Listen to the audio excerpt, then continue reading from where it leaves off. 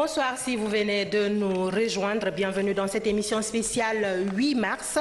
À l'occasion de cette fête internationale consacrée à la gente féminine, il est de coutume que les femmes fassent le bilan de leurs conditions de vie et de travail. 2018 ne fait pas exception à cette règle. Les femmes représentent plus de 52% de la population de notre pays et à ce titre, elles regardent ce qui a été fait pour elles en matière de respect de leurs droits et également en matière d'appui technique et financier dans leurs différents domaines d'activité. Ce soir, vous aurez deux plateaux, tous tenus par des dames. Le premier est animé par Maferen Kamara et Safiatou Kondé. Elles vont parler de politique, de diplomatie avec leurs invités. Quel rôle jouent les femmes en politique et en diplomatie? Bref, aux différents postes de décision qu'elles occupent dans notre pays. Et puis, il sera également question sur ce même plateau d'autonomisation des femmes, surtout celles rurales, comme l'indique d'ailleurs le thème 2018 de la fête internationale du 8 mars. Et puis, elles parleront également des violences faites aux femmes.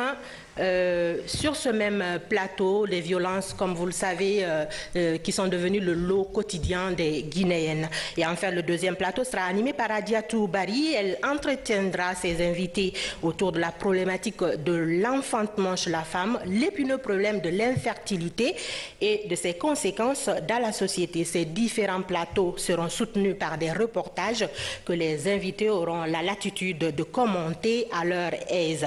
Voilà pour le programme de ce plateau spécial 8 mars. On observe une pause et on revient juste après pour le premier plateau.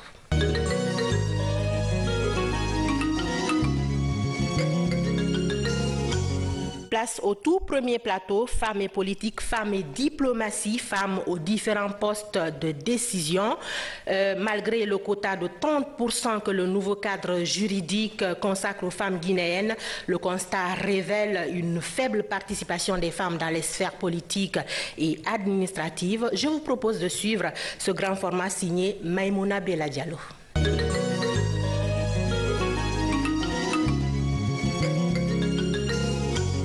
Les femmes constituent 52% de la population guinéenne. Mais cette proportion de cette couche ne se ressent pas dans les instances de décision politiques et administratives. Au gouvernement, seules 7 femmes occupent des portefeuilles ministériels, dont 2 à des postes stratégiques sur 31 départements, soit 23,8%. Au Parlement, les femmes sont aussi très peu représentées. 26 sur les 114 députés, soit 23%. Aux dernières élections locales, le taux de candidature féminine s'élève à 23,8%. Le degré que nous constatons actuellement n'est pas satisfaisant. Il faudrait rehausser le niveau d'implication des femmes en politique en République de Guinée. La parité à l'horizon 2030 doit être une réalité, selon l'engagement du Concert des Nations. Vous savez que les femmes sont à divers niveaux, au niveau départemental, au niveau du gouvernement et également lors de dernières élections communales. Je prendrai juste l'exemple de la commune de Ratoma, où nous savons qu'il y a des zones très difficiles d'accès, où il y a l'insécurité. Nous avons remarqué qu'il y a eu une femme qui a émergé là, qui a été élue. Et elle nous a témoigné le fait qu'elle a des prédispositions à pouvoir approcher ces jeunes, à leur parler comme mère, à leur proposer des voies de sortie de crise, de l'espoir et à les amener à s'engager eux-mêmes, à travailler pour le changement de leurs conditions de vie. Ça, les hommes sont parfois incapables de pouvoir développer le courage d'accéder à ces milieux difficiles. Il est donc important que les grandes décisions qui doivent être prises afin de régulariser les conditions de vie, rendre accessibles les services publics à la fois aux femmes et aux communautés en général et surtout créer un environnement propice au développement économique concernent également les femmes et que ces femmes soient au cœur de ces décisions. Le constat est le même à la CENI, où il n'existe que 6 femmes sur 23 commissaires, soit 24%. Mais c'est surtout au niveau décentralisé que les femmes sont absentes. Sur les 33 préfectures du pays, seules 2 sont dirigées par des femmes, alors qu'on ne compte qu'une seule femme sur les 9 gouverneurs du pays. Au regard de la situation passée, il faut reconnaître que d'importants efforts ont été fournis dans le processus de promotion des femmes dans l'administration. Mais au regard des atteintes, il reste évident que beaucoup reste à faire au niveau souhaité en faveur des femmes pour leur accès à des postes de décision en grand nombre. Vous n'êtes pas sans savoir que depuis l'avènement de la Troisième République, le président professeur Alpha Condé a fourni beaucoup d'efforts en nommant beaucoup de femmes comme chef de cabinet dans les ministères. Il y a peu de femmes au secrétaire général dans l'administration. Mais notre souhait est que dans le gouvernement, qu'il y ait parité. S'il y a 40 ministres, qu'il y ait 20 femmes et 20 hommes. Donc c'est ça notre souhait. Il va falloir que nous continuions à briser la glace. Les femmes doivent savoir qu'elles sont des femmes de valeur, qu'elles se mettent elles-mêmes en valeur. Les hommes sont très égoïstes, ils ne vont pas nous tirer. Nous devons nous-mêmes nous mettre au devant du combat, nous mettre au front, en acceptant, comme on dit, à compétence égale, que nous ayons des responsabilités de même niveau. Que nous ne nous disions pas, par exemple, quand une femme commence à travailler, je ne cesse de le dire à mes enfants, elle doit pouvoir arriver au travail à l'heure. Ne pas dire parce que je dois donner à manger aux enfants, à mon mari m'occuper. Il va falloir que nous acceptions de cumuler toutes les activités que nous devons faire, qu'il s'agisse des activités de ménage et des activités professionnelles, et que partout où nous devons être, nous devons travailler, autant ou même plus que des hommes. Nous avons beaucoup d'efforts à fournir, parce qu'une femme qui accède à un poste de responsabilité, elle se maintient, elle s'affirme, elle a beaucoup de mérite. Cela veut dire qu'elle assume les fonctions en arrière, d'éducation des enfants, d'éducation de la famille, d'assumer les charges conjugales et cumulativement à cela, assurer sa mission au niveau administratif, au niveau professionnel. Les femmes, sur tous les fronts, se distinguent. Nous ne voulons pas dire qu'elles sont meilleures aux hommes, mais chaque fois que les femmes ont des postes de commandement, chaque fois que des femmes assurent des fonctions de gestion, je peux confirmer qu'elles s'affirment.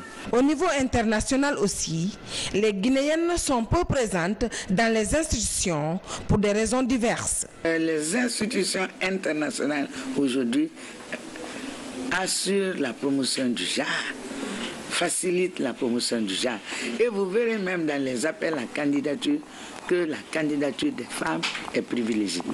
Et lorsque vous vous présentez, vous envoyez des dossiers de candidature pour des compétences égales, des qualifications au même niveau dans les institutions, la priorité est donnée aux femmes. La femme guinéenne n'a pas eu beaucoup d'opportunités pour se retrouver dans les institutions internationales.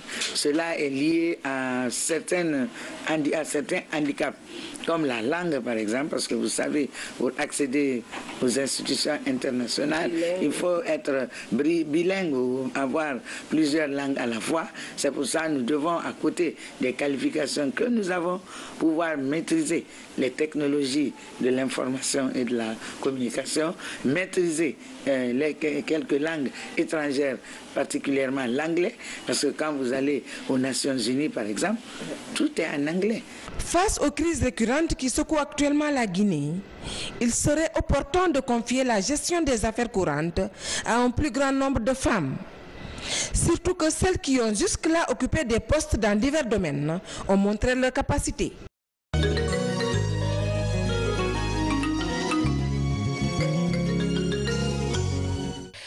Voilà, c'était là pour le grand format signé Maïmouna Bella Diallo et les statistiques parlent d'elles-mêmes. Alors, quelle politique est-elle mise en place pour booster la compétence et la capacité des Guinéennes? Mesdames, vous avez le micro. Merci Makale, bonsoir Emma, vous invitez. Bienvenue sur ce plateau. Comme vous l'avez entendu, nous allons parler de la femme dans la politique, la femme avec l'autonomisation et la femme face aux violences faites à elle-même ces derniers temps. Nous allons commencer donc avec Honorable Aïssata Dafé. Honorable Aïssata Dafé est députée à l'Assemblée nationale, vice-présidente des femmes parlementaires de la CEDEAO, présidente des femmes de l'UFR. Bonsoir, honorable. Bonsoir, ma frère. Avant de revenir à vous, je vais présenter nos deux autres invités. Nous avons Amina Touba, elle est caissière principale de la mutuelle de Ratoma Mufa. Bonsoir, Aminatou. Bonsoir, madame. Et notre troisième invitée est Madame Aïssatou Labo-Baldé. Elle est commerçante à Madina et bénéficiaire de la MUFA. Bonsoir. Bonsoir, oui, donc pour revenir à Hagia Aïssata Dafé, j'allais dire honorable, Hagia honorable Madame Samoura, tout ça là pour vous. Donc Hagia, vous venez de voir la lecture faite sur la représentativité des femmes en Guinée. Vous, en tant que politique, en tant que député, quel regard portez-vous sur la femme guinéenne dans l'arène politique? Merci Madame Kaba, je me réjouis souvent d'être sur le plateau pour discuter de la représentativité des femmes. Ce n'est pas ma première sortie. Je me suis toujours battue pour cette représentativité parce que je fus longtemps, pendant 4 ans, porte-parole du cadre de concertation des filles-femmes des partis politiques de Guinée. Je commencerai d'abord par rectifier quelque chose. Le quota dont on parle aujourd'hui des 30% est devenu caduc. Pourquoi caduc? Vous avez suivi la session passée, nous avons parlé de ce code électoral. Et dans le code électoral, on parle de l'article 129 de 30% qui est accordé aux femmes, au moins 30% sur les listes. Qu'est-ce qui se passe? Lorsqu'on a discuté de ce code, le code est parti à la Cour constitutionnelle. Nous avions pensé que c'était une discrimination positive, mais en fait, ce n'était pas le cas. Lorsque le code est parti au niveau de la Cour constitutionnelle, qu'est-ce qu'on nous dit là-bas? Que les 30% est anticonstitutionnel. Cela veut dire que ce n'était pas une discrimination positive et on nous a un peu réveillé les esprits. Pourquoi? Parce que dans la Constitution, à son article 8, nous dit que nous sommes tous égaux en droit et en devoir. Cela veut dire que nous avons aussi droit aux 50% à la parité avec les hommes. Pour que ça soit 30%, on doit plus d'ailleurs. Voilà, c'est pourquoi depuis ça, avant même que la Cour constitutionnelle nous réagisse, le réseau des femmes parlementaires de la Guinée s'est engagé à faire introduire un projet sur la parité. Qu'est-ce qui est grave dans tout ça là? Nous avons cette chance d'avoir la supériorité numérique, les femmes, les 52%. Et nous sommes les premières à aller quémander auprès des hommes de nous donner un peu. Vous voyez un peu deux fois deux mesures. C'est incompréhensible. Nous n'en profitons pas. Parce que si tel était le cas, depuis notre accession à l'indépendance, une femme serait déjà présidente. Et pour ce qui est de la représentativité, je vous dis que c'est un combat que nous menons à tous les niveaux. C'est un combat que nous menons, ma frère. Les chiffres parlent d'eux-mêmes, on vient de le dire. 7 femmes ministres, surtout le ministère qu'on connaît aujourd'hui, 26 femmes sur 114 députés et 6 femmes sur 26 à la CENI et seulement 2 préfets. Vous, en tant que femme, vous, en tant que député, le combat devrait aujourd'hui porter sur quoi pour que ce quota-là soit considéré au niveau... Laissons tomber ce problème de quota. Battons-nous pour la parité. Mais tout ce dont on parle, quand on parle au niveau des femmes députées, des femmes maires, des femmes ministres, pour être d'abord député, il faut être dans un parti politique. C'est un parti politique qui doit te présenter. Pour être maire, c'est vrai, il y a les candidatures indépendantes, mais il faut être aussi présenté par un parti politique. Évidemment.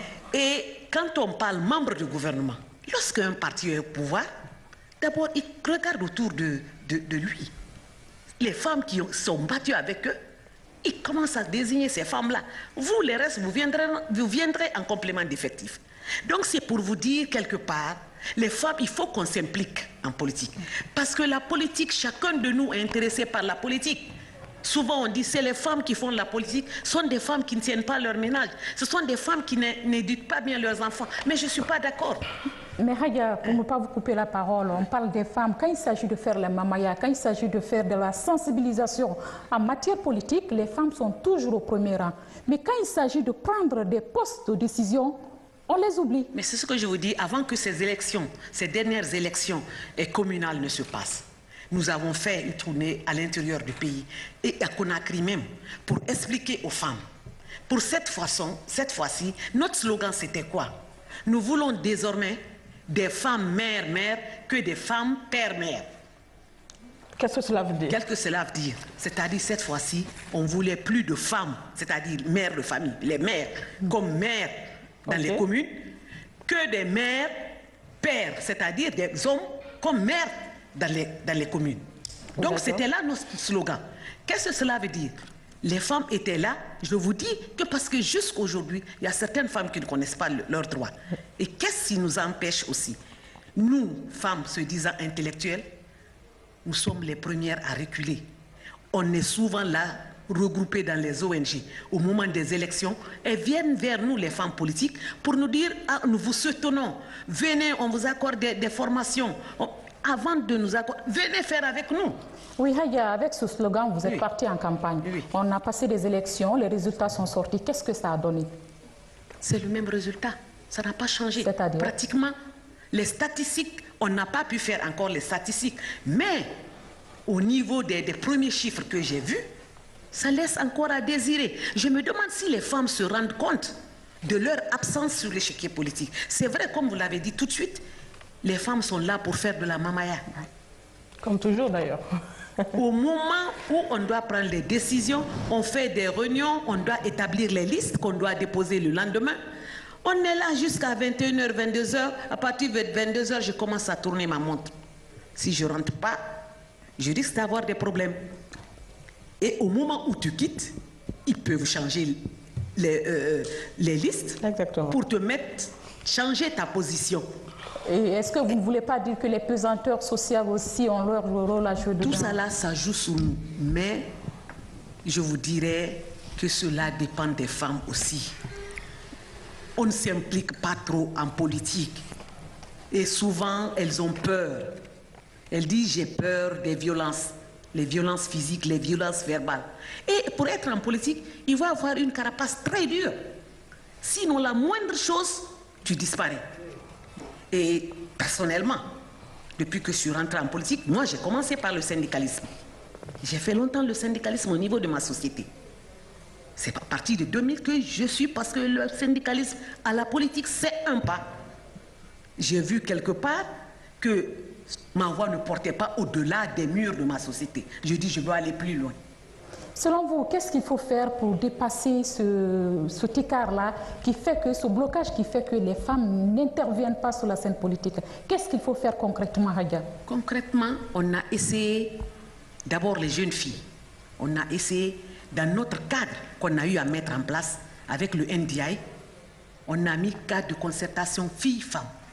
Et chaque fois qu'il y avait une formation, on a demandé aux partis politiques, si on vous devait envoyer 3 femmes, envoyez-nous 2 jeunes filles, plus une femme. Mais malgré cela, cela n'a pas encore porté fruit.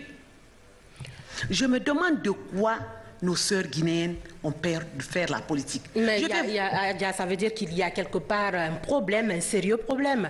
Parce oui, que, si vous ne savez pas, il faut déceler le problème avant d'y trouver une solution. Effectivement, je vais vous dire, il y a certains, je vais vous dire les femmes intellectuelles, souvent, elles se disent, j'occupe un poste.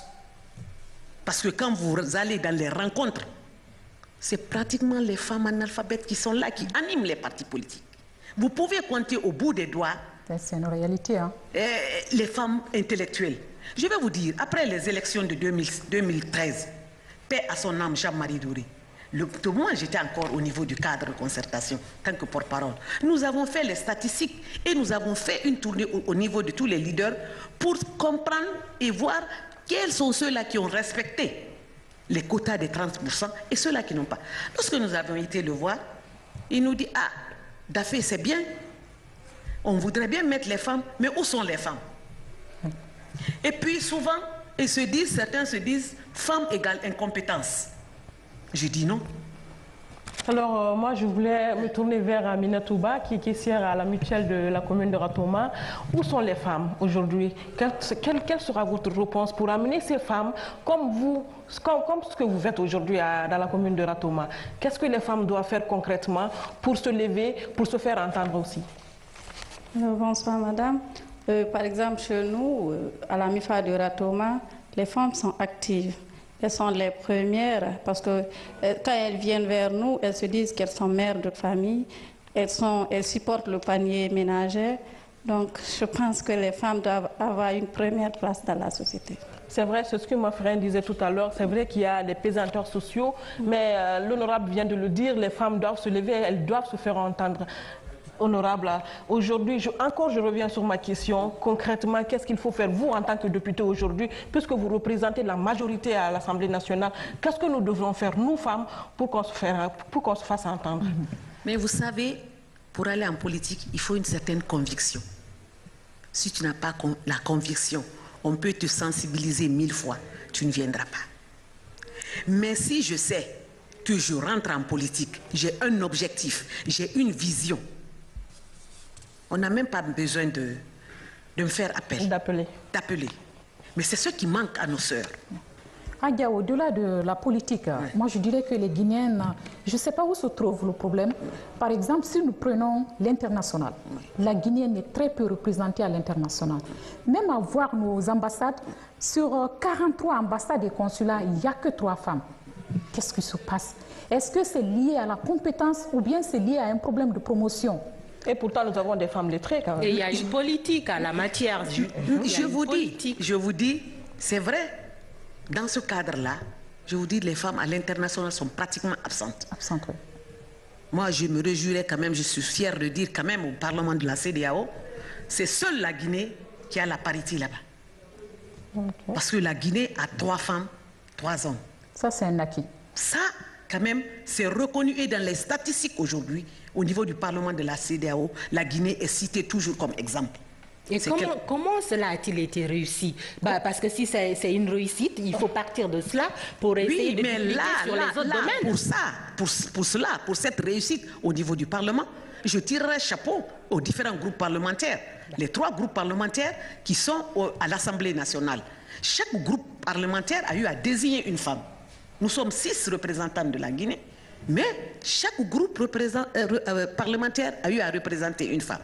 Pour ce qui est de ces femmes absentes à l'échelle internationale, c'est vrai. Moi, je me dis peut-être que ces femmes, dès lors qu'elles sont en poste, elles se disent, ben, moi, je suis déjà ici, je suis bien calée. Moi, ça me suffit. Donc, elles ne cherchent pas à aller au-delà. Par exemple, quand nous allons aujourd'hui aux Nations Unies, à la session de la condition de la femme, nous ne voyons que les femmes sénégalaises, les femmes ivoiriennes. Pourquoi pas les femmes guinéennes? Et ce sont ces mêmes femmes qui tiennent les débats dans les salles de conférence. Effectivement. Ce sont ces mêmes femmes qui représentent leur pays sur ce plan international. Je suis d'accord avec vous. L'an dernier, j'y étais. Moi, ça va. L'an dernier, je représentais l'Assemblée nationale avec 2 autres. Honorable Nanfadi Mambagasuba, honorable Binta. On était à 3 là-bas. Pratiquement, on circulait partout. À tous les panels, nous étions là. Mais c'est vrai, mais il y a d'autres qui se déplacent. C'est extrêmement insuffisant. Parce que quand j'ai vu les délégations des autres pays, ils étaient pratiquement à 5 à 10 à chaque panel, alors que nous, on était obligés, nous par exemple, nous nous sommes dissociés du ministère. Nous, on était à 3, donc on regardait les affiches, tous les panels qui nous intéressaient, on y allait. Adia, on a parlé de ces femmes analphabètes qui n'osent pas trop s'impliquer dans la politique, mais il se trouve qu'on a des femmes intellectuelles, mais qui sont toujours au même niveau. C'est le même sujet qui continue, qui sont toujours au même niveau.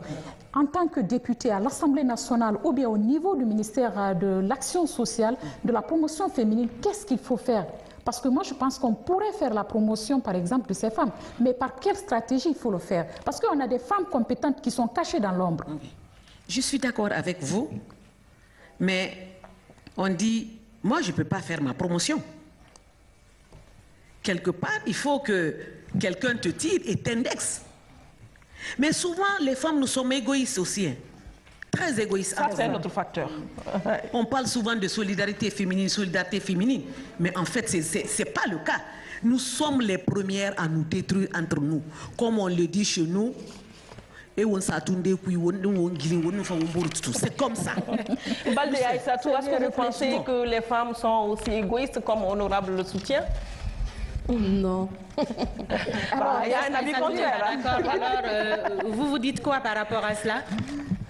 En fait, moi, je pense que, comme ce que nous faisons à la MIFA de Ratoma, on a trouvé là-bas des femmes. Ce sont des femmes qui nous soutiennent, ce sont des femmes qui nous entretiennent là-bas. Donc, je ne peux pas penser que les femmes sont égoïstes. Parce que je n'ai pas vu un homme là-bas. Un ami contraire à Roland. C'est salutaire, hein? C'est salutaire ce qui se passe à Ratoma. Il n'y a pas de règle sans exception. Oui, il faut comprendre, dans leur milieu, peut-être ça marche, il n'y a que des femmes. Mais je vous dis, aujourd'hui, on nomme Mme Kaba, directrice de la RTG ou je ne sais, ministre de la... Je vous dis, nous serons les premières à dire... Oh, on a nommé Mme Kaba, c'est sûr, elle a des relations avec elle, ou bien c'est une femme. Nous sommes les premières à critiquer. Dès qu'elle passe, regardez ce qu'elle porte, il y a tout le temps ça. Nous allons plutôt sur les détails que l'essentiel. Au lieu de soutenir Mme Kaba, dire c'est une femme qui est à mesure de tenir ce porte, lui apporter toute notre contribution, tout notre soutien, nous sommes les premières encore à critiquer tout ce qu'elle fera. Et je vous dis, nous serons les premières à applaudir le jour où on l'a décroché de son poste. Nous serons les premières à applaudir pour dire Dieu merci, elle nous quitte. Donc, comme ça, des choses comme ça, c'est un peu difficile. Les hommes se jouent de nous. Ils nous utilisent contre nous-mêmes. C'est ça le problème chez nous. Honorable, moi j'ai une question pour vous. Vous êtes à l'Assemblée nationale et l'Assemblée nationale, c'est vraiment toute la Guinée qui est représentée. Vous, en tant que femme, vous avez des groupes parlementaires, vous êtes quand même un certain nombre de femmes. Il y a des lois dans ce pays. Vous êtes chargée du contrôle de l'action gouvernementale. Les politiques sont là, les lois sont votées. Que faites-vous réellement pour que ces lois et ces politiques soient exécutées et respectées? Parce que c'est quand même cela un de vos devoirs. Oui, mais c'est dit. Donc, on vote les lois et on fait le contrôle de l'action gouvernementale. C'est ça. Est-ce que cela est fait exactement? Parce que en matière de promotion, comme on appelle promotion féminine, il y a des lois qui sont là. Je vais vous dire, pas plus tard qu'hier, j'étais avec des journalistes encore. Ils me demandaient qu'est-ce que je souhaiterais pour cette rentrée parlementaire, cette rentrée des lois. Au-delà des souhaits, il faut des actions. Il faut des actions. Je dis, la question du journaliste, on lui a demandé.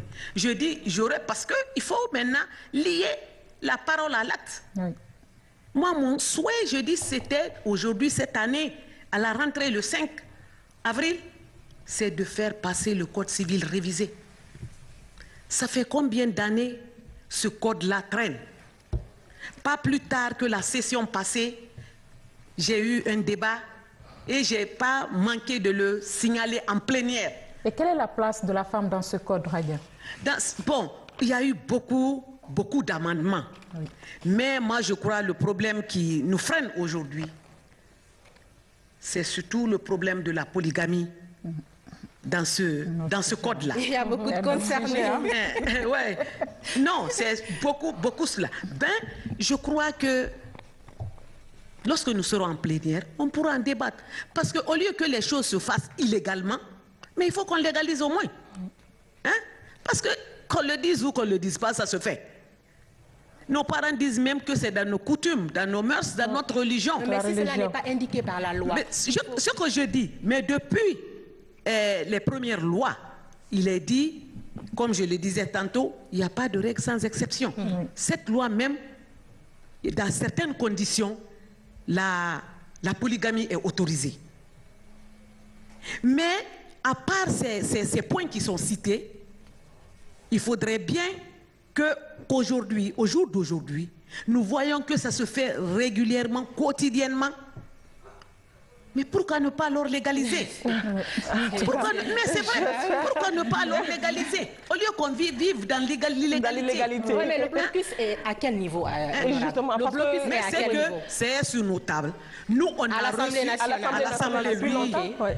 C'est venu, nous on a rencontré le forum, on a rencontré beaucoup d'ONG qui ont eu à discuter avec nous sur le code. Alors nous espérons que cette fois-ci, elle sera la bonne, pour qu'on puisse vraiment en discuter, pour que ce code puisse rentrer maintenant en vigueur. Hadia, vous avez parlé du contrôle de l'action gouvernementale par l'Assemblée nationale. Après la mise en place du gouvernement, on a eu 7 femmes ministres. Est-ce que vous êtes repartis parce que vous clamez avoir la parité? Est-ce que vous êtes partis revoir le gouvernement pour parler de cette question de parité? Parce que 7 sur 37 quand même, l'écart est énorme. On ne parle pas d'abord parler, c'est lorsque la loi elle est là, elle est votée. La loi n'est pas votée. On peut aller maintenant pour l'application. Si elle n'est pas appliquée en ce moment-là, nous pouvons faire les démarches. Mais au jour d'aujourd'hui, comme on avait les 30%, on avait ça dans nos codes. Souvent, on montait au créneau lorsque ce n'est pas respecté. Mais on ne peut pas parler de parité aujourd'hui alors qu'on n'a pas ça sous la main. Donc on ne peut pas aller vers le gouvernement pour revendiquer. Mais ce qu'on a, comme personnellement j'ai regretté, le ministre qu'on a, la ministre qu'on a enlevée aux affaires étrangères, c'était une femme. Quand même, on pouvait penser mettre une autre femme, parce que le nombre était réduit. Et j'espère qu'aujourd'hui, celle qu'on a envoyée à l'agriculture, à sa place, qu'on mette une femme encore à sa place. Parce qu'il ne faut pas qu'on rentre dans ce perpétuel recommencement. Oui, tout le temps, on est là en train de demander les femmes au poste de prise de décision. C'est un slogan qui est devenu un refrain pour les femmes. Mais qu'on en arrête maintenant. Alors, c'est que cette volonté politique manque. Une dernière question, peut-être Makale, et avant de fermer ce volet politique. Hadia, qu'est-ce que vous faites aujourd'hui pour la relève? On ne voit que les mêmes têtes, on ne voit que les mêmes femmes. Oui, mais c'est ce que je vous disais tantôt. Qu'on essaie de faire appel aux jeunes filles, à nos filles, parce qu'on a besoin de béquilles. Que pour demain, nous, on va quitter. Oui. Pratiquement celles qui sont là-bas, en grande partie, n'ont que des souvenirs. Oui. Hein? Mais l'avenir, il y a d'autres qui doivent être là. Nous sommes restés à côté de certaines qui ont quitté, qui ne sont plus là. Oui, ben, pratiquement moi en politique, c'est en 2000 que j'ai commencé. Et on demandera aux jeunes filles vraiment de venir faire la politique. La politique, ça épanouit, ça t'ouvre les yeux. Mais c'est vrai, les gens ne comprennent pas, ils se disent la politique, c'est les gens qui n'ont rien à faire. Non, c'est pas ça. De faire mon travail. La politique n'est pas donnée à n'importe qui. Pour ceux qui disent que c'est pour ceux qui n'ont rien à faire, ne connaissent pas du tout la politique. Honorable, on va terminer avec ce panel. Vous restez bien évidemment. Nous allons passer à l'autre thématique de ce plateau spécial, qui est l'autonomisation des femmes et surtout l'effet des MUFA sur les femmes. À Dubreka, l'impact des MUFA se ressent au niveau des femmes avec les crédits que certaines d'entre elles ont réussi à contracter. Des initiatives privées ont vu le jour. Notre reporter Daouda Tabonsila est allé à la rencontre de celles qui ont tiré profit de ce système pour monter leur propre business. On va suivre.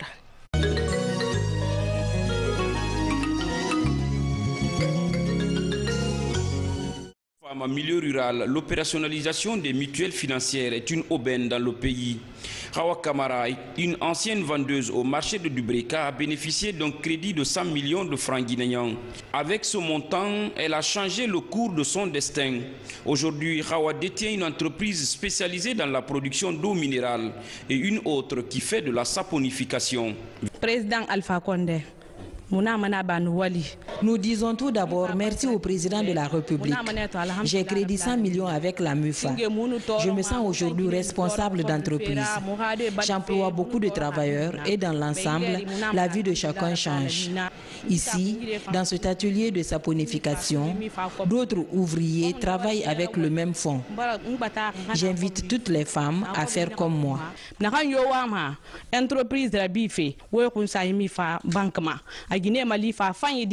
Comme Hawa, Mariam Silla a aussi bénéficié à Dubreka d'un crédit favorable MUFA. Avec seulement 1 million de francs guinéens, Mariam s'est lancée dans la production maraîchère. À partir de son bas-fond, elle est devenue économiquement autonome.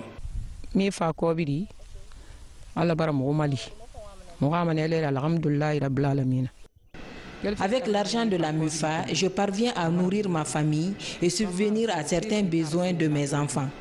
Nous prions pour le président et les gens de la MUFA qui font de leur mieux à autonomiser les femmes. Mettre à disposition des couches vulnérables des fonds nécessaires pour accroître leur capacité de production constitue l'un des objectifs clés de la mutuelle. Depuis l'ouverture de l'agence de Dubrika, les anomalies sont rares. Le taux élevé de remboursement encourage l'État à augmenter le crédit à allouer aux femmes. Les femmes de Dubrika, vraiment, il y a beaucoup de courage dans leur travail. Ils viennent prendre l'argent. Après leur travail, ils viennent encore rembourser l'argent, comme nous leur demandons. Le crédit que nous gagnons, c'est peu pour les femmes de Dubrika. Nous invitons toutes femmes de Dubrika de venir vers la MIFA. Nous sommes là pour eux, nous sommes là pour toute femme qui a besoin d'un crédit. Les crédits MUFA suscitent un véritable engouement chez les femmes en milieu rural. À Dubrika, plus de 6 milliards sont mis à la disposition de 500 clientes. La réussite des premières bénéficiaires est un véritable motif de satisfaction.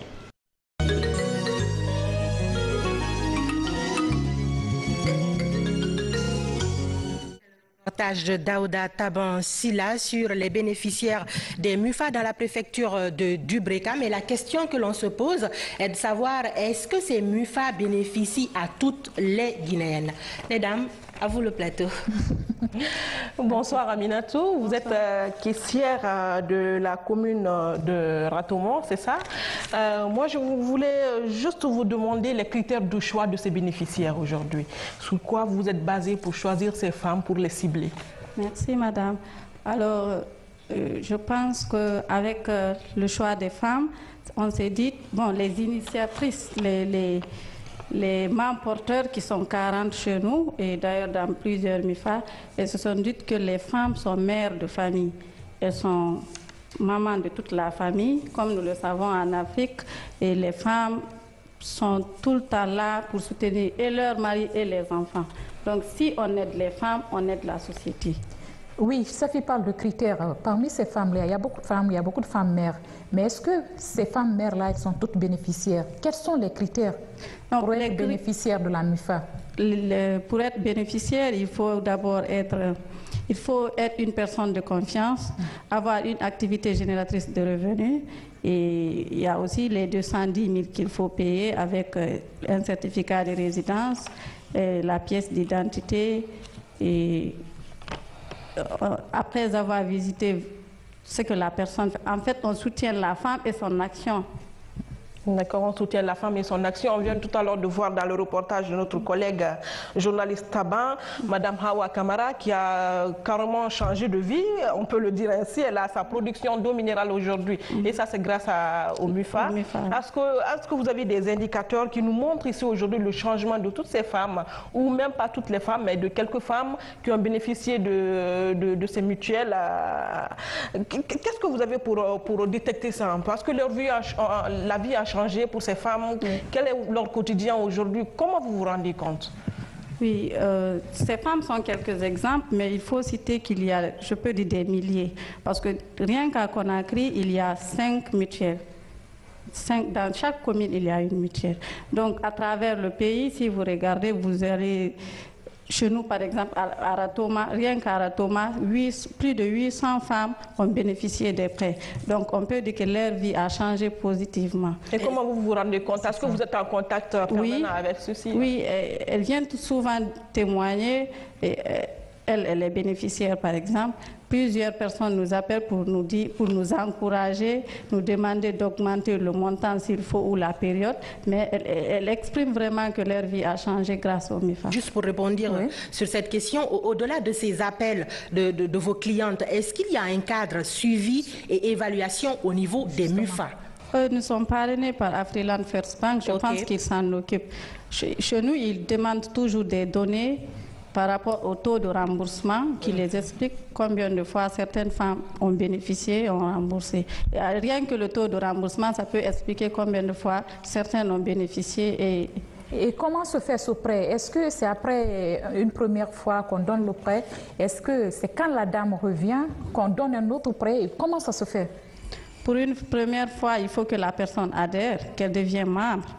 Et pour être membre, c'est ce que je viens de citer, il y a des dossiers à fournir et il y a la confiance qu'on évalue rien qu'en communiquant avec la personne. On peut comprendre si la personne, on fait une étude de moralité et une visite de terrain pour voir ce que la personne fait avant qu'elle n'adhère. Et après qu'elle adhère, il y a des critères pour obtenir un prêt, c'est-à-dire d'abord mouvementer son prêt et son compte et après mettre une caution avant d'obtenir un prêt. Et le prêt, il n'est pas obtenu, c'est-à-dire n'importe quel mutualiste ne peut pas avoir le montant qu'elle veut.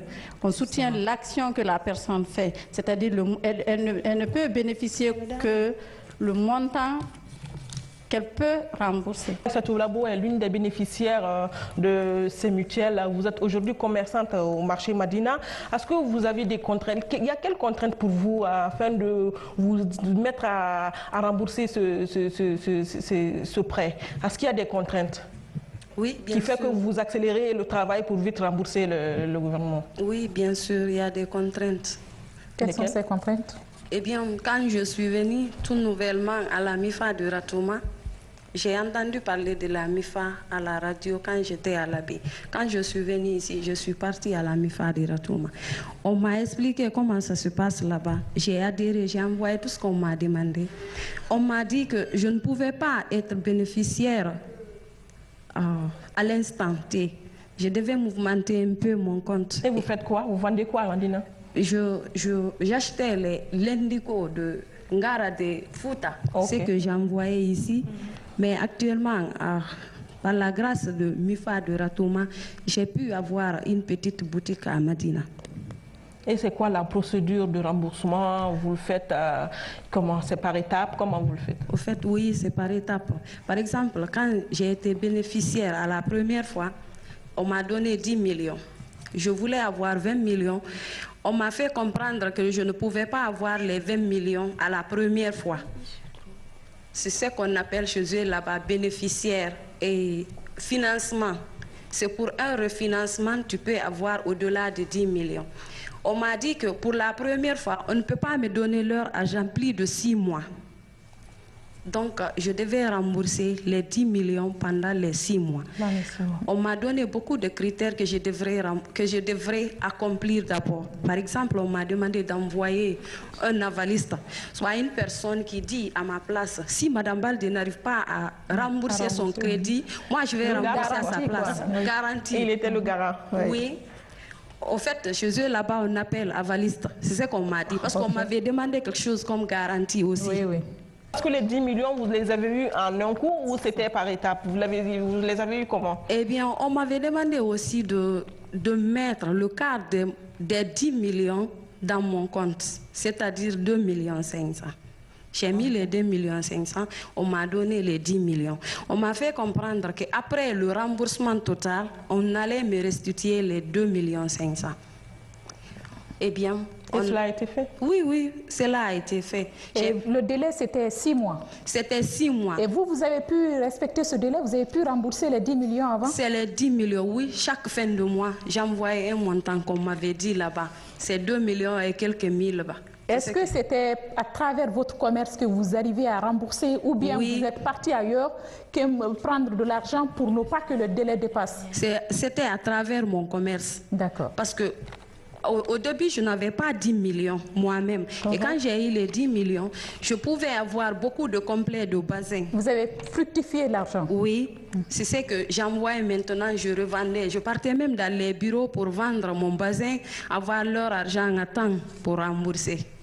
Alors, je reviens un peu à Minatou. Est-ce que le taux, j'ai cru comprendre dans le reportage que le taux était un peu élevé par rapport au remboursement. Est-ce vrai?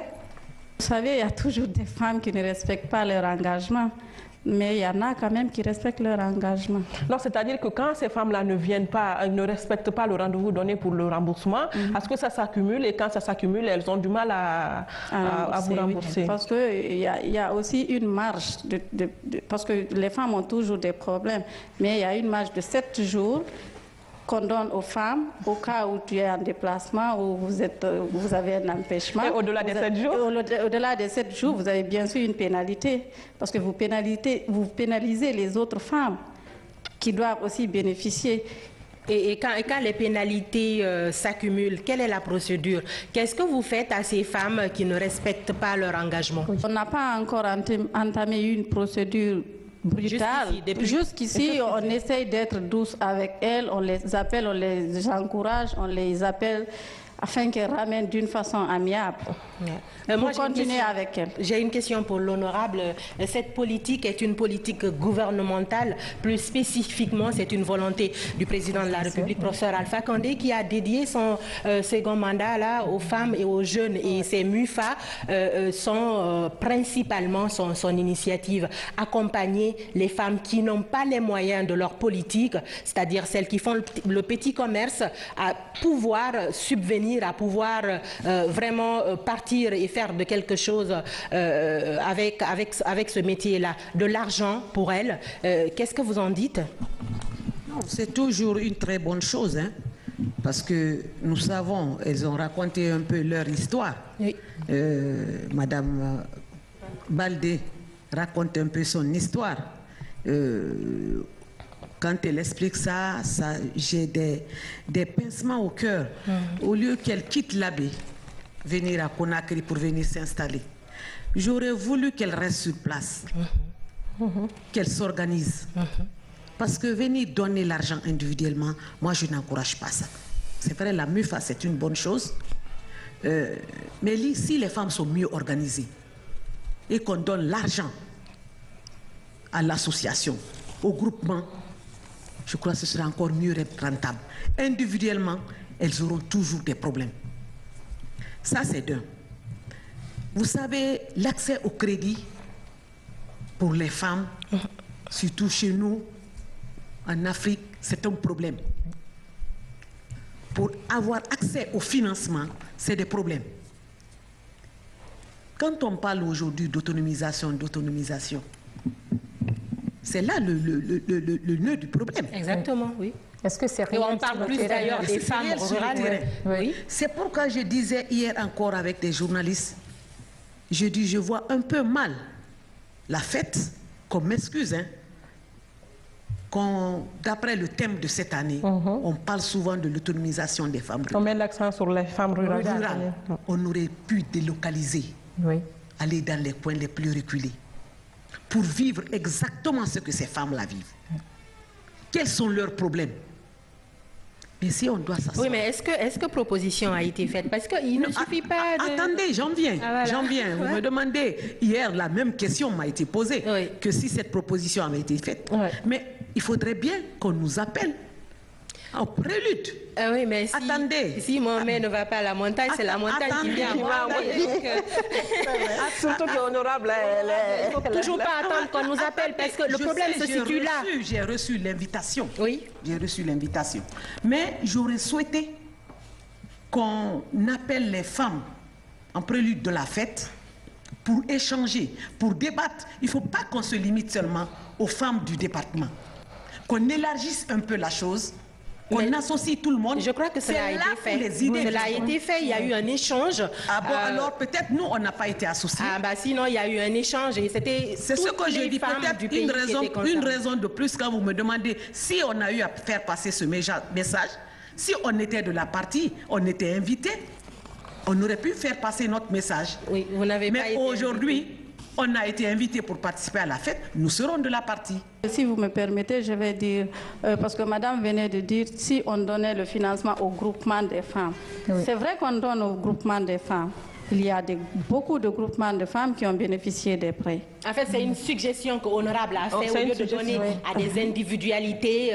Il y a des groupements, il y a plein de groupements de femmes auxquels on a donné des Parce prêts. qu'un groupement, en fait, le cercle est élargi et ça bénéficie à beaucoup plus de gens que quand c'est à un individu, à une personne. C'est pourquoi je souligne qu'il y a des groupements qui ont bénéficié. Est-ce que c'est un système revolving qui est mis en place pour le remboursement? Oui, elles gèrent souvent entre elles parce qu'elles sont aussi en équipe.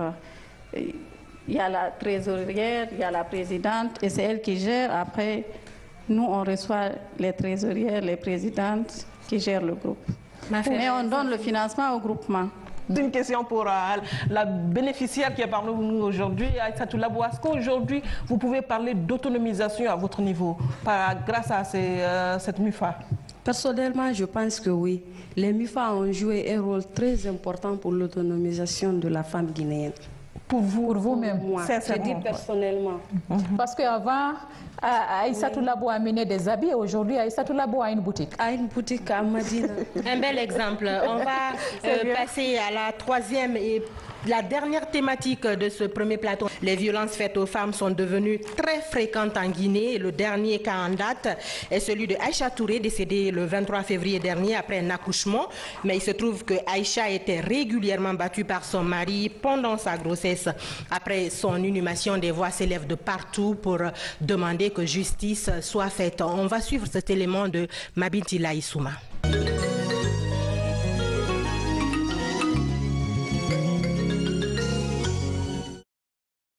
C'était lors de sa cérémonie de mariage. À 26 ans, elle croquait encore la vie à pleines dents avec l'homme de sa vie. Elle était pressée de revenir pour qu'elle puisse se marier. Donc, à son retour, elle est venue la semaine qui a suivi. On a célébré le mariage. Mais ça s'est très bien passé. Très heureuse, très heureuse. C'est un monsieur qu'elle a aimé quand même. Ça, j'ai senti qu'elle aimait le monsieur. Très vite, la vie d'amour et d'eau fraîche va se transformer en cauchemar. Aïcha Touré est victime de violences conjugales. À ses parents, elle cache ses souffrances, mais se confie à sa meilleure amie. C'est le jour de la cérémonie d'une semaine. Tu sais, on dit toujours Kefutongo Bandé. Nous sommes allés chez elle, ça s'est bien passé. Seulement, une de nos amies l'a amené un cadeau, des assiettes, des porcelaines et autres. À notre grande surprise, vers la fin, c'est sa belle-mère même en question qui est sortie en criant avec ses cadeaux. Aswai et Moubariri, Gisogi, Afama Kadora Aïcha Benansema et Barir Neka Nansé, Gisoai. Directement, son mari commence à dire imbécile là, Imouyagi Manyang Gamadi, Baré, Sobangri. On est sorti, un instant après, on nous rappelle de revenir parce que ça ne va pas. On est revenu, du coup. Son mari a commencé à l'insulter, elle est rentrée dans la chambre, du coup, après elle m'appelle vers les 19h que le mari l'avait porté main, il lui a frappé il a pris une ceinture, il lui a frappé, il a même tapé sa tête au mur. La violence serait devenue le quotidien de Aïcha dans son foyer, et cela même en situation de famille. Pire, à quelques jours de l'accouchement, elle aurait été battue avec le fil d'un chargeur de téléphone. Ces photos témoigne du calvaire de Aïcha Touré. À 2 semaines avant son accouchement, elle a été battue et ça c'est le 8 février. Le 8 février, elle a été battue vers 7h du matin. Elle m'a appelé, j'ai entendu sa voix, j'ai dit, mais à quoi? Elle me dit, ah, mani Ntamfara, na Aïcha, mbonye bir mbara nyago, mai fara nansara. Mohamed Nara, na Mohamed Nansira Bari. Na mbore mfara. Après, elle me dit, juste parce que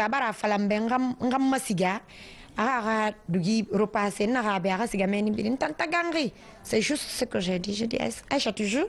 Elle dit oui. Elle dit, c'est tout ce qui a fait ça. Elle dit, attends, je t'amène les photos. Maintenant, elle voulait sortir parce qu'elle a dit, d'ailleurs, moi, Maintenant, en cours de route, lorsqu'elle est sortie, les cohabitants l'ont vue, ils ont su que si elle venait comme ça en famille, ça allait être plus grave. Donc on l'a retenue. Elle est décédée vendredi, samedi, dimanche on a fait l'enterrement. C'est seulement le lundi que son neveu qui est en France m'a appelé pour me dire, ah tonton, est-ce que tu sais ce qui s'est passé au niveau, dans le décès de Achala? J'ai dit, mais à quoi? Il dit, non, mais il y a eu des problèmes. J'ai dit, je ne suis au courant de rien. Pour moi, elle était en grossesse, et elle a accouché, il y a eu des complications. Elle dit, mais il y a des problèmes. Elle dit, je t'envoie tout de suite les photos et des preuves à l'appui. Aujourd'hui, les parents d'Aïcha surmontent tant bien que mal cette tragédie. Ils attendent les premières réponses de l'enquête ouverte dès après l'inhumation de leur fille. De l'appareil judiciaire, c'est de faire appliquer la loi dans toute sa rigueur. Pas de sentiment. Que la loi soit appliquée, non seulement pour honorer la mémoire de Aïcha, mais pour qu'aucune femme de Guinée, d'Afrique et du monde ne soit victime de ça maintenant. Que tous les hommes prennent l'exemple sur ce monsieur.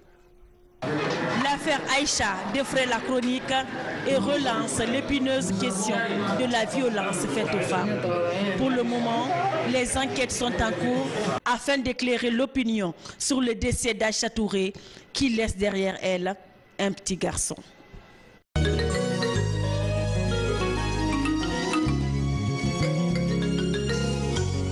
C'est vraiment très triste et c'est ignoble cet acte que vient de vivre cette famille. Aïcha est partie, elle est décédée, elle a même été inhumée. Son enfant est orphelin et par la faute de son mari. Maferin, Safi, vous avez le micro. Hagia, vous venez de suivre ce reportage et comme tout le monde, on a la chair de poule quand on le suit parce que nous savons ce que vivent les femmes guinéennes, ce que vivent les femmes en général d'ailleurs. Aïcha Touré, on a vu son exemple, mais malheureusement après sa mort. Et on sait qu'il y a des milliers d'Aïcha Touré qui sont cachés. Comment faire pour briser ce silence? Oui, on a toujours cherché à briser cette classe-là. Mais nous sommes souvent contraints par les familles. Des fois, une femme est souvent violentée dans son ménage. Et parfois, on arrive jusqu'à la mort. Et souvent, on vient voir les parents, empêcher la femme de parler, empêcher la femme de déposer une plainte contre le mari. Encore les pesanteurs sociaux. Sont encore sur la femme. Malgré toutes les souffrances qu'elle subissait, elle pouvait aller dans la famille, dire je quitte. Mais les parents allaient dire, ah, tu quittes, tu es dans cet état, ce sera une honte pour la famille. Il faut rester, il faut accepter, tu ne sais pas ce que moi en tant que mère, ce que j'ai subi chez ton papa. Il faut accepter, accepte le ménage, c'est ça. Et voilà quelle a été la suite. C'est dommage aujourd'hui ce que nous traversons et surtout l'impunité. L'impunité qui bat son plein. Aujourd'hui, ce bonhomme est peut-être dans les... Oui, mais dans quelques mois, peut-être qu'on va le revoir dans la circulation. C'est de cela que je parle. Oui. Cette impunité. Il est aujourd'hui sous les verrous. Mais peut-être il a les poches pleines. Ouais. Dans 2 mois, 3 mois, vous verrez qu'il est parti. Oui, il a quelqu'un derrière. Qui peut le sortir. À ce moment-là, la pauvre maman, le pauvre papa, ils sont en train de pleurer encore leur fille. Peut-être ils vont se contenter de l'orphelin qu'ils ont aujourd'hui, mais jamais rien d'autre ne peut remplacer Aïcha Touré. Ça devient reculant ces derniers temps. Vous, en tant que député, que dit la loi face à ces violences faites aux femmes? Mais il y a des sanctions, des sanctions graduelles qui sont là. À chaque faute, il y a une sanction qui est prévue là-dessus. Donc, il suffit d'appliquer la loi. Mais si la loi n'est pas appliquée... Et dans ce cas de mort, quel genre de sanction est prévu pour ça? Aujourd'hui, bon, il faudrait bien... on ne peut pas dire aujourd'hui c'est telle sanction qui est prévue pour ça. Moi, je ne peux pas le dire. Parce qu'on n'a pas les investigations, on n'a pas eu les résultats. Par suite de quoi Aïcha est décédée, si c'est par les coups et blessures, ou bien par suite d'autres choses. Donc ce serait un peu difficile, mais il y a les différentes sanctions qui sont prévues en la matière. Aïssa Toulabo, vous venez de suivre ce reportage qui meurtrit aujourd'hui toutes les femmes de Guinée. C'est quoi votre réaction après avoir vu ce qui s'est passé avec Aïcha Touré? Au fait, je pense si nos maris auxquels nous avons confiance, nous aimons, se mettent à nous battre jusqu'à nous tuer, ça c'est vraiment triste. Je voudrais passer un petit message à toutes les femmes qui souffrent secrètement dans leur foyer de ne pas garder le silence. Ça c'est vraiment une mauvaise chose. Aminatou, même réaction? Aïcha Touré, on sait que c'est un reportage qui, qui touche vraiment toutes les femmes, mariées ou pas, ça nous touche. Quelle est votre réaction, Aïcha? N'étant pas mariée, j'ai déjà peur. Il y a de quoi, hein? Il y a de quoi.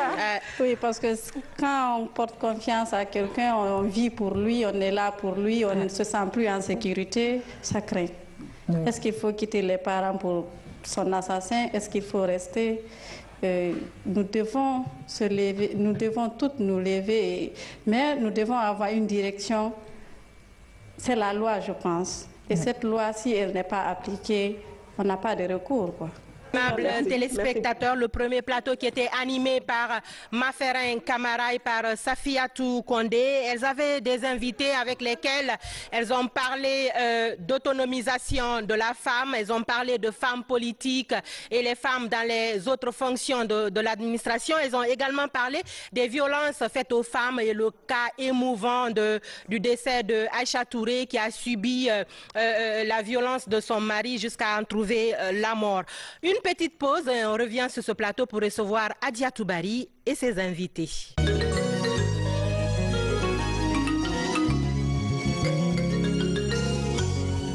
De retour sur ce plateau spécial 8 mars, après le premier plateau qui était animé par Maferin Camara et Safiatou Kondé. Nous voici avec Adia Toubari qui va animer le second plateau consacré à la problématique de l'enfantement. Et en effet, il y a quelques semaines, une histoire extraordinaire a été révélée au grand public. Il s'agit de la fameuse thérapeute Nafanta Camara, la femme à la base de fausse grossesse à travers un traitement indigénal. Plus de 514 femmes se disent enceintes, certaines depuis 2 ans et d'autres plus. Nafanta est actuellement en prison, mais sur le plan médical, quel est le risque sanitaire pour ces femmes porteuses de fausses grossesses? On va suivre ce reportage de Adia Toubari avant de revenir sur ce plateau.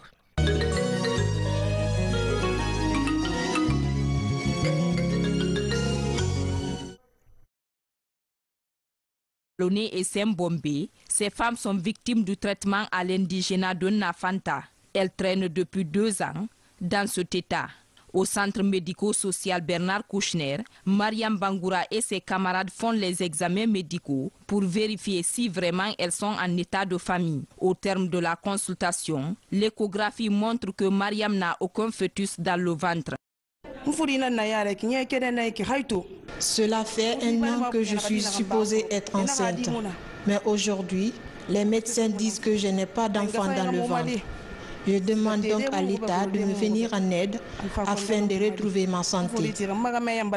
Référé par le secrétariat général chargé des services spéciaux, de la lutte contre la drogue et le crime organisé, ces femmes affluent chaque jour le centre médico-social Bernard Kouchner pour des consultations.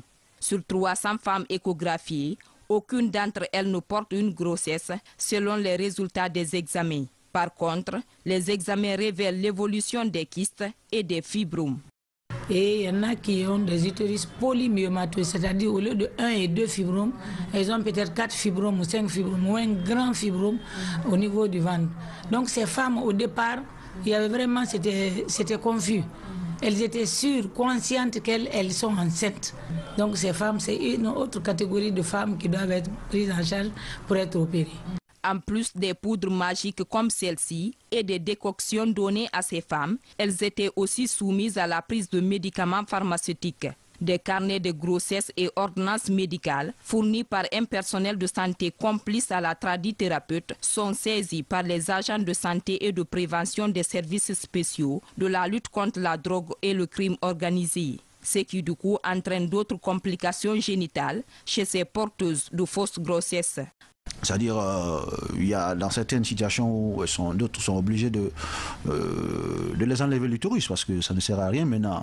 Il faut se dire la vérité et vraiment de les laisser avec vraiment ces processus cancérigènes évoluer, donc pour pouvoir vraiment les sauver. Parce que les produits qui ont été utilisés ont eu des dommages vraiment très marqués chez ces femmes. elles sont aujourd'hui dans un état de maladie, et ça c'est au point de vue maladie. Mais ce qui est là derrière tout ça, c'est un peu plus grave. Parce que la semaine-là, moi j'ai reçu au moins 6 cas de divorce, où les hommes se réveillent le matin et disent, écoutez, et puisque tu étais enceinte depuis 2 ans, et puisque le résultat est négatif, je pense qu'il faut prendre tes bagages et aller chez toi.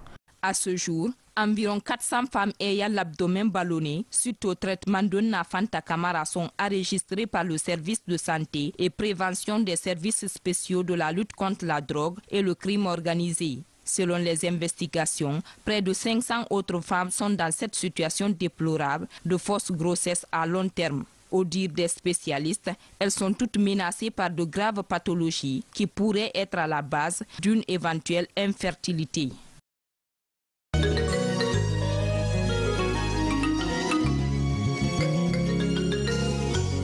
Voilà, comme je le disais à l'entame de ce second plateau, c'est une histoire extraordinaire. Jusqu'à maintenant, on se disait que la grossesse venait du fait de l'accouplement d'un homme et d'une femme dans le foyer, pas qu'une personne se lève comme ça et puisse mettre un enfant dans le ventre de quelqu'un. C'est une histoire extraordinaire. Ces femmes ont eu le ventre ballonné pendant 2, 3 ans, voire 3, alors qu'elles pensaient qu'elles étaient enceintes. Adia Toubari, à toi le micro pour les invités. Pour en parler, nous avons sur ce plateau Dr Guéné Fadima Kaba. Elle est la directrice nationale de la santé familiale et nutrition.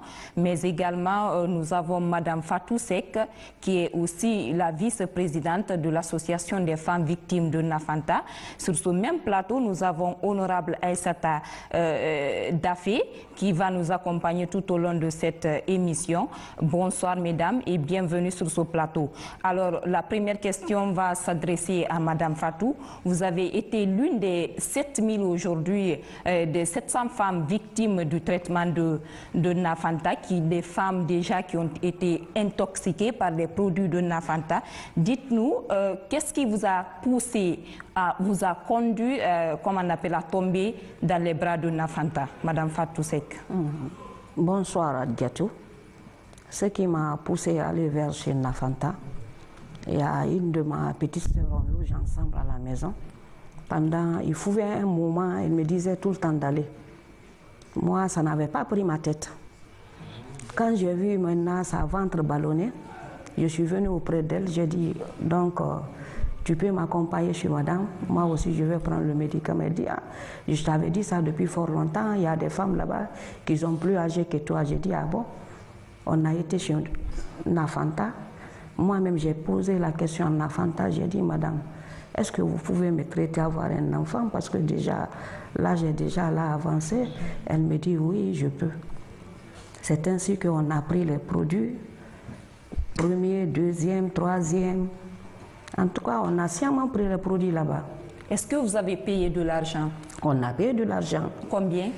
300 000 et un pain. Voilà. C'est seulement cela ou bien c'est progressif? Vous payez d'abord 300 000 un pain ou ainsi de suite, ou bien c'est seulement 300 000 un pain pour mettre enceinte? Elle faisait les visites aussi lundi au jeudi. Ok. À chaque visite, on donnait 10 000 francs. Comme à l'hôpital, quoi. Comme à l'hôpital. À chaque visite, on donnait 10 000. Est-ce que c'est les visites médicales ou bien c'est elle-même qui faisait les visites, ou bien est-ce qu'elle avait des médecins au sein de sa... Non, on s'arrête, c'est elle-même qui fait. On s'arrête, tu soulèves ta chemise, elle regarde, elle fait comme ça ta ventre. Elle dit, va, c'est bon, ton enfant vit. Ok.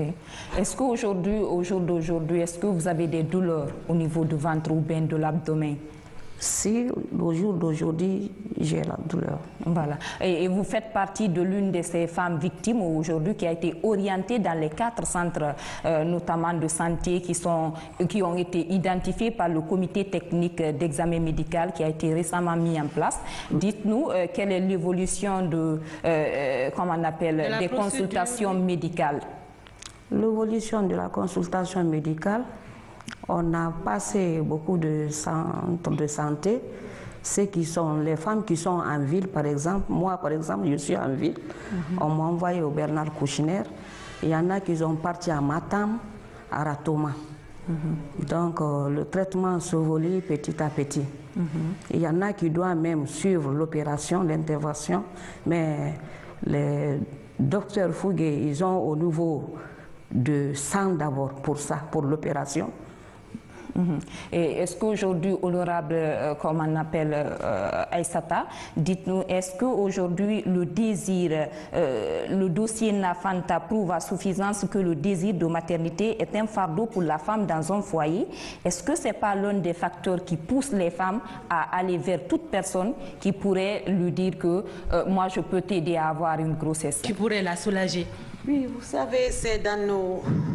Comme on le dit toujours dans nos coutumes et nos mœurs, quand tu es déjà marié... On s'attend à ce que tu sois enceinte. Voilà. Dès les premiers mois, après 1 mois, 2 mois, on commence à dire, ah, elle commence déjà à retarder.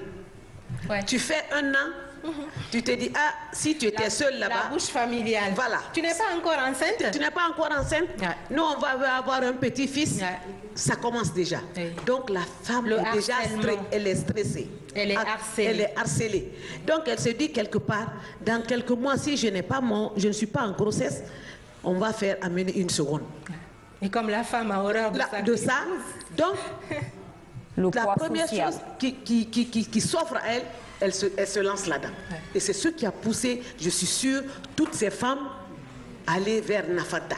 Surtout, elle voit déjà leur camarade, comme vient de l'expliquer la madame, qu'elle a vu sa sœur qui a le ventre ballonné. Passé de bouche à oreille. Bouche à oreille. Et tout de suite, elle aussi, elle s'est lancée là-dedans sans comprendre et comprendre. Et moi, ce n'est même pas Nafanta que j'accuse.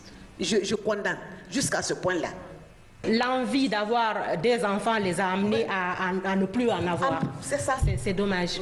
Oui, l'autre question qui se pose aujourd'hui à travers ce dossier de Nafanta, je viens vers Dr Guéné Fadima Kaba. La plupart des victimes qui portent ces fausses grossesses nous confient que les premiers traitements médicaux qu'elles ont suivis dans les différentes structures sanitaires pour enfanter ont échoué. Est-ce qu'aujourd'hui, Madame la directrice nationale de la santé familiale, les soins offerts par nos spécialistes ne font pas défaut? Ok, merci beaucoup. J'ai suivi le reportage qui vient de passer sur ce dossier tristement célèbre de Nafanta. Et ça me fait de la peine, doublement. D'abord parce que je suis une femme. Ensuite, parce que je suis un médecin. Vous me posez la question de savoir si... Il n'y a pas un certain échec de la médecine, moderne. Vous savez que le problème de l'infertilité, de la stérilité, les traitements, c'est un problème assez complexe.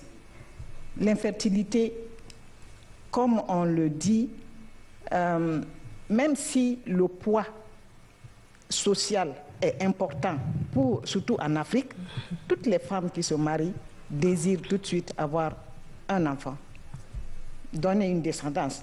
Mais ce défaut ne peut pas être lié à la femme seulement. C'est ce que les gens doivent comprendre. Donc si c'est la femme seulement qui vient, alors que 30% des infertilités, selon la littérature, sont dues aux femmes, 30% aux hommes, les 30 autres pourcents aux deux et 10%, on ne connaît pas de cause. Donc si c'est la femme seule qui va tout le temps pour les traitements, et si la cause est ailleurs, il va sans dire qu'elle ne peut pas avoir de résultats. Et ça, je pense que le traitement de l'infertilité, dire que c'est un échec, non. Il y a beaucoup de femmes qui sont traitées pour infertilité, qui arrivent à avoir des enfants. Je crois que le débat n'est pas là. C'est là où le débat est, c'est de faire comprendre aux familles, aux communautés, que quand une femme n'a pas d'enfant, ce n'est pas dû seulement à la femme, ce n'est pas à la femme. Et qu'il faut, dans le traitement de l'infertilité, il faut le couple. Et les médecins, il y a des spécialistes qui sont dans nos hôpitaux aujourd'hui, qui sont vraiment suffisamment qualifiés à prendre en charge ce genre de situation, et des femmes arrivent à avoir des enfants après avoir... Mais moi, je pense que c'est là où le bas blesse, justement, parce qu'il y a ce manque de communication. Il n'y a que les femmes qui vont vers leur gynécologue, vers leur médecin. Les hommes, parfois, se refusent de le faire. Je ne sais pas si c'est par honte ou je ne sais pas. Mais je crois que cela revient au médecin de pouvoir convaincre le couple à aller se faire consulter. Je pense que c'est là où on parle d'échec. Si la femme n'arrive pas à convaincre son mari, comme on appelle, à la rejoindre pour le traitement ou pour ne serait-ce que les consultations, moi je pense que le médecin, lui, peut quand même arriver à convaincre le mari pour dire voilà, l'infertilité ce n'est pas que chez la femme, ça peut être chez l'homme aussi. C'est à ce niveau-là, en fait, où le débat se trouve. Oui, madame. Je pense que les médecins le font, hein, les gynécologues spécialistes qui s'occupent des femmes, des problèmes d'infertilité chez les femmes, le font. Mais le problème, c'est qu'il y a toujours le poids de nos traditions. Ouais. C'est que dans la tête de la plupart des gens, de la majorité, si je peux dire ainsi, s'il n'y a pas d'enfant, c'est parce que la femme est incapable de faire un enfant. Et c'est souvent quel que soit l'effort que le médecin fera pour amener, convaincre ce mari à faire lui aussi des examens pour voir si ça se trouve, le problème se trouve à son niveau, mais ça ne peut pas aller. D'où l'intérêt encore de faire. Je crois qu'il y a, après tout ce drame lié à ce triste dossier, oui. Je crois qu'il y a matière à faire beaucoup de sensibilisation pour que les femmes comprennent que c'est vrai que nous partons avec la médecine traditionnelle. Elle a ses vertus, mais qu'il faut le faire à l'hôpital. C'est à l'hôpital qu'on peut trouver une réponse à un certain nombre de préoccupations qui concernent les femmes. Ça, c'est un aspect. L'autre aspect aussi, en fait, le dossier Nafanta nous perturbe un peu parce que dans sa clientèle, vous verrez des intellectuels. Bah oui, beaucoup. Vous avez des analphabètes, vous avez toutes les catégories sociales dans sa clientèle. Ouais. Donc, j'étais en train de me dire, c'est vrai qu'on parle du niveau d'instruction, mais il y a aussi, la majorité ne sont pas instruites, mais il y a quand même des universitaires dans le lot. Et à ce niveau-là, moi, ce qui m'a étonnée, c'est le fait que Madame est là, peut-être qu'elle peut confirmer ou infirmer ce que je dis, c'est que Nafanta aurait demandé à ses patientes de ne jamais aller à l'hôpital pour, comme on appelle, les consultations ou pour faire, je ne sais pas comment vous appelez ça, les échographies, voilà. Qu'elle aurait interdit à ses patientes d'aller à l'hôpital. Mais au bout d'une année, de 2 années, franchement, je ne peux pas comprendre qu'on ait eu ça dans la tête et qu'on ne soit jamais allé à l'hôpital pour se faire consulter. C'est quand même très, madame, je sais pas, inquiétant. Madame Fatou, oui, est-ce que vous pouvez réagir sur... C'est seulement quand Nafanta a été arrêté que vous êtes peut-être, ou certaines d'entre vous sont allées à l'hôpital. Mais avant, non, parce qu'elle aurait demandé à ce que vous ne partiez pas. Non, madame. Quand Nafanta disait aux gens de ne pas aller à l'hôpital, il y avait beaucoup parmi nous qui partaient voir. Mais quand tu vas à l'hôpital, on te dit par exemple, tu as le fibrome. Quand on retourne, tu vas chez Nafanta, tu dis, ah, j'ai été à l'hôpital, on me dit fibrome. Elle dit à l'enfant. Elle dit, non, non, non, ça c'est ton enfant. Si tu enlèves ça, c'est pas bon. Ça trouvera que tu as tué ton enfant. Oui, mais Nafanta aussi, vous dirigez vers certains cabinets avec lesquels elle était en complicité. Parce que je crois que ça a été des témoignages aujourd'hui qu'on a recueillis sur le terrain. Elle avait un médecin qui pouvait faire une échographie et voilà, et qui pouvait certifier qu'il y a le fœtus dans le ventre de la maman. Oui. Est-ce que ça a été le cas? Oui, ça a été le cas. Voilà. Et des médecins complices. Oui, docteur, qu'est-ce que vous pouvez dire à ce sujet? Parce que là, on parlait de femmes intellectuelles. Là, des médecins assermentés qui mentent aux femmes. C'est ce que j'ai dit tout à l'heure en commençant mon propos, que ça me fait beaucoup de peine de savoir qu'un médecin qui prête serment à la fin de ses études se livre à ce genre de pratique et profite vraiment de la vulnérabilité liée au problème d'enfantement, et que les femmes en quête de trouver une solution à leurs problèmes se retrouvent dans les mains. C'est vraiment dommage. Moi, je ne qualifierais pas ces gens qui cautionnent ce genre de pratiques comme des médecins. C'est des criminels tout simplement et qui étaient là à supporter la société, voilà, à faire souffrir de pauvres femmes qui n'avaient qu'une seule envie, c'est de faire un enfant. Et cela montre, s'il vous plaît, le niveau de vulnérabilité d'une femme, qu'elle soit intellectuelle ou pas, dès lors qu'elle est touchée par un problème social. Vous voyez, on ne raisonne plus. On ne raisonne plus. Et malheureusement, les gens qui pratiquent ce genre de comportement ont une très grande capacité de persuasion. Exactement. Et ils jouent sur le moral, la mentalité voilà, des gens. Ils sont, pour moi, c'est des sataniques psychologues. Tu vois, ils viennent vers vous, ils vous disent des choses, ils vous donnent de l'espoir tout le temps. Ne voyez pas les médecins avec des complicités.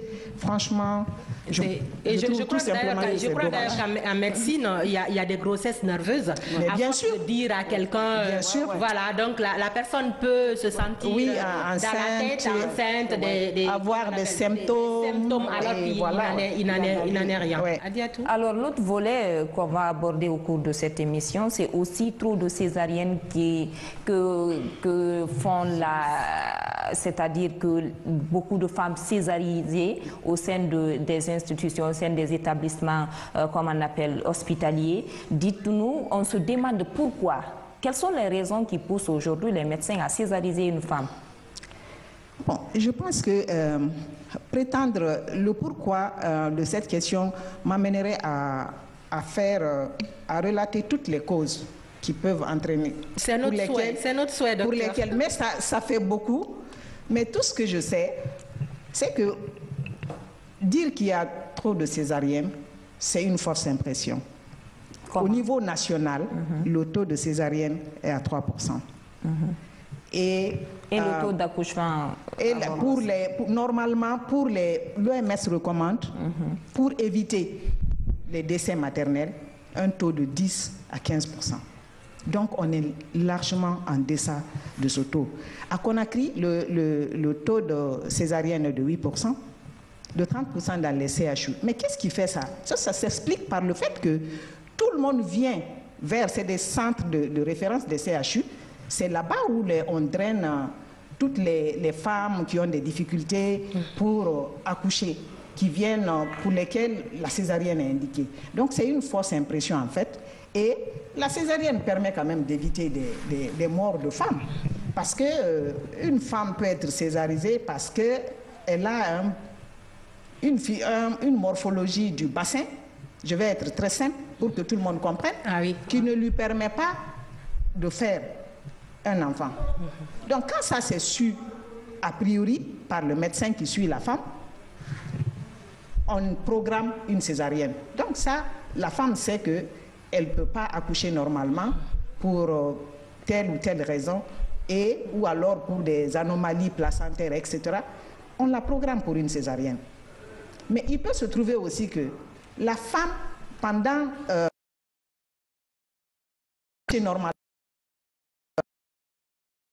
le travail d'accouchement, qu'il y a des incidents qui arrivent, qui amènent les médecins à prendre une décision pour l'intervention. Pour sauver ou la femme, ou les deux. Ou l'enfant, ou les deux.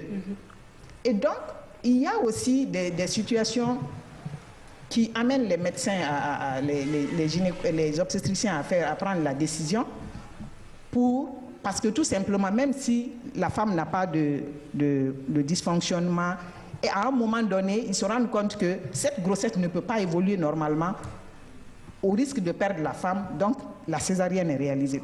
Il ne faut pas que les gens aient peur de la césarienne. La césarienne permet de sauver des vies parce qu'on ne fait pas la césarienne pour la césarienne, on fait parce qu'il y a un problème qu'il faut résoudre. Pourquoi la césarienne a-t-elle été déclarée gratuite par le gouvernement, par l'État, et que cela ne soit pas appliqué au niveau des structures? Il y a certainement des causes qu'on ne connaît pas. Je ne sais pas, vous êtes médecin, vous pourrez peut-être nous en dire plus.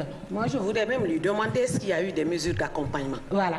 En fait, c'est parmi, justement parce qu'il y en a qui avancent, qu'il n'y a pas de matériel. En fait, la césarienne a été déclarée comme ça. Est-ce que les kits de césarienne sont disponibles au sein des structures sanitaires? Oui, moi, je pense que les kits sont disponibles, effectivement. Maintenant, les kits sont mis à disposition et on est accompagné dans ce processus de gratuité avec les partenaires tels que l'UNFPA et l'USAID et à travers les projets le projet HSD par exemple, qui forment les prestataires, les personnels de santé, aussi bien du niveau national qu'au niveau opérationnel, c'est-à-dire au niveau déconcentré, sur les soins obstétricaux néonataux d'urgence pour permettre de sauver le maximum de femmes et d'enfants. C'est vrai que peut-être qu'il y a des gens, des individus. Sinon, la césarienne est gratuite et les kits sont offerts. Il y a quelque chose qui ne va pas. Il y a quelque chose qui ne va pas. Pas plus tard que jeudi, docteur. Moi, j'étais à l'hôpital Ignace Dine. On a fait payer à un père de famille. Comme on appelle la césarienne. Sa femme est venue, on a dit qu'elle devait être césarisée. Elle a payé 700 000 francs. J'étais là, je faisais comme si, voilà, je les écoutais même pas.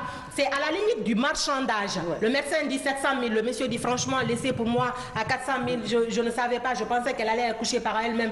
Le médecin dit non, bon, donne 600 000. Le monsieur dit franchement, je n'ai pas ça, laissez à 500 000. C'est à la limite du marchandage dans nos hôpitaux. Oui. Donc franchement, si vous dites qu'elle est gratuite, non, là, je pense qu'il y a des...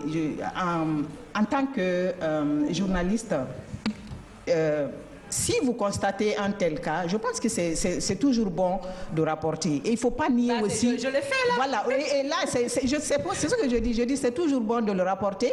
Et moi aussi, je vais remonter à l'information acquise de droit. On ne peut pas maîtriser tout. Toute la chaîne, mais... Toute la chaîne. Voilà. Alors, docteur Fadima, c'est aussi le taux de mortalité maternelle qui reste encore, qui est toujours à 550 pour 100 000 naissances vivantes.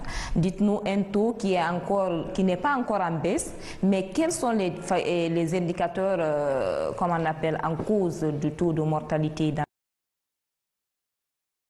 Je crois que c'est le dernier taux que vous êtes en train de dire, 550, avec la dernière enquête mixte. Mais je sais que on est parti de 727 de 980 à 724, et puis maintenant on est à 550. Et il y a un plan actuellement qui est le plan de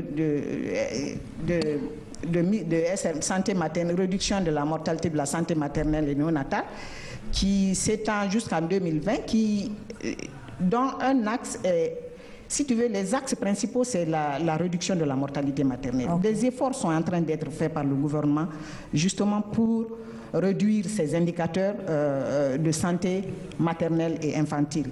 Et donc là, c'est le dernier indicateur qu'on a, 550, et on est parti de loin. Et je crois que les efforts sont en train d'être faits avec l'accompagnement de nos partenaires techniques et financiers tels que l'UNFPA et l'USAID à travers le HSD pour améliorer vraiment ces indicateurs, qui constitue vraiment une priorité vraiment du gouvernement, vu que le chef de l'État en personne s'est engagé pour la gratuité des soins de la césarienne pour réduire la mortalité maternelle et néonatale. Oui, alors, oui, Adiatou, on est pour revenir à Madame Seck, Madame Fatou Seck, vous êtes la présidente, la vice-présidente de l'association des femmes victimes de Nafanta. Quel est l'appel aujourd'hui que vous lancez comme un appel à toutes ces femmes qui sont dans votre situation, qui sont dans des foyers, qui n'arrivent pas encore à avoir des enfants? Vraiment, l'appel que je peux lancer à toutes les femmes, de prenons courage, de donner tout à Dieu, parce que c'est Dieu qui donne l'enfant. Voilà. Celle qui peut se traiter à l'hôpital santé, dans les centres de santé, d'aller vers là-bas, chercher un bon docteur, un gynécologue, pour aller faire un traitement, avant d'aller nous jeter sur les fausses grossesses de Nafanta. Vraiment. C'est le souhait de Madame Seck, c'est le souhait de toutes les femmes victimes de Nafanta et victimes d'autres femmes. C'est le cas de Nafanta qu'on a vu. Voilà, c'était là le plateau sur la problématique de l'enfantement. Mais bien avant, vous avez eu le premier plateau avec Maferen Camara et Safiatou Kondé. Donc, en résumé, le respect du quota des 50% dans les instances de prise de décision, le combat de l'autonomisation des femmes, surtout celles rurales, le combat contre les violences faites aux femmes, le combat pour l'effectivité de la césarienne et surtout le combat pour que les femmes victimes de Nafanta soient traitées comme il le faut pour leur permettre de concevoir. C'est entre autres le souhait des femmes de Guinée, leur plaidoyer qu'elles font à l'occasion de ce 8 mars, fête internationale de la femme. C'est tout pour ce plateau spécial consacré aux femmes. Merci de nous avoir suivis et à bientôt sur la télévision nationale.